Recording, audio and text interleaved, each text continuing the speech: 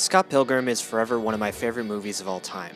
Written by Brian Lee O'Malley as a graphic novel series, then premiering on the big screen in 2010 with director Edgar Wright, it's a visual and storytelling masterpiece that I've consistently enjoyed throughout the past decade, even more than a majority of more recent and epic movies.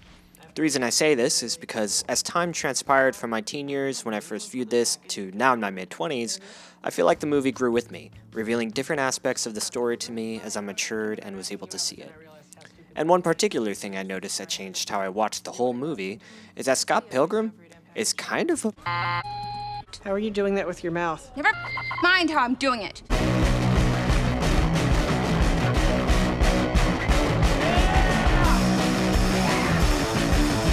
Welcome to the whimsical world of Toronto, Canada, where you can play in bands, get in super crazy boss fights, and Scott Pilgrim is a 20-something-year-old dude who hasn't learned to take responsibility for anything. I was a junior in high school when I first saw this movie, and not carrying the discernment I have now, I just thought that Scott Pilgrim was misunderstood and an underdog protagonist. I wasn't cluing in to the little hints about his past the movie was giving me, like this one. We all know you're a total lady killer wannabe jerky jerk. It's completely untrue. That time with Lisa? That was a misunderstanding. That time with Holly? That wasn't what it looked like. That time you dumped Kim? Okay, me and Kim are all good now, all right? Thank you, Julie.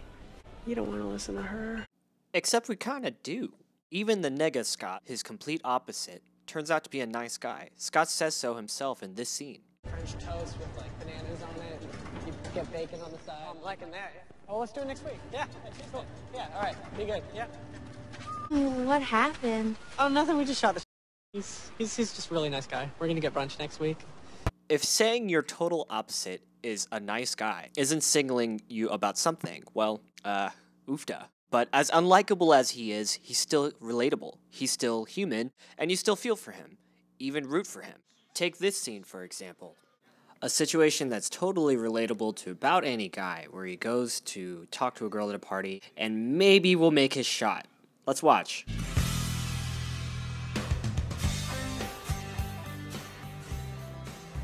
Hey, what's up? Nothing. Hey, you know Pac-Man? I know of him. Well, Pac-Man was originally called Puck-Man.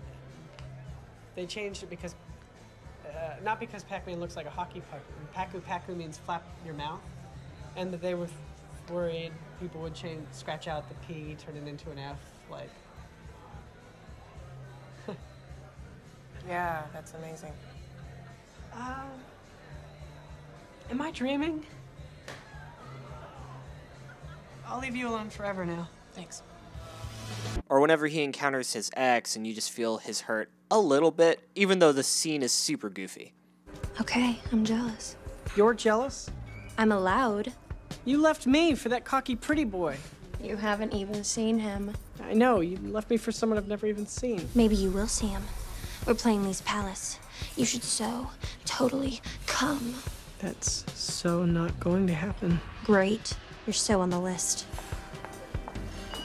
Caramel macchiato. Or Pilgrim. As I got older, the movie changed from being just a fun video game movie to a well-disguised journey of responsibility and self-respect. Self-respect is even given a physical form as a sword Scott earns at the climax of the story. Just a minute earlier in that story, Scott chooses to use the power of love, which also shows up as a sword, but that one shatters, whereas the self-respect sword, combined with the effort and might of all his friends, is what defeats the final boss of the story. The lesson learned here is, in short, own your You'll actually be more powerful as a person with self-respect than someone who dodges responsibility and falls in love somehow. It's not Bible, but then again, it's not biblical, at least to some extent. And that's why I love this movie. It's not just a wonderful homage to video games or just a drama about a college-age dude figuring out life. It's both, and so much more. Thanks for watching. I hope you enjoyed, and if you haven't already, go watch Scott Pilgrim vs. the World. Can't recommend it enough. Peace and hair grease. Scott Pilgrim vs. the World. Maybe next time we don't date the girl with 11 evil ex-boyfriends. 7. Oh, that's not that bad.